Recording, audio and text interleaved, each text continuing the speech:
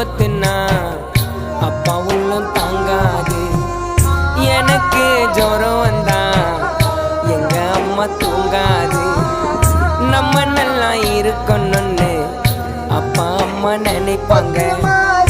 ரோட்டுல உழைப்பாங்க, உச்சி வெயிலில உழைப்பாங்க, உயிரையும் கொடுப்பாங்க.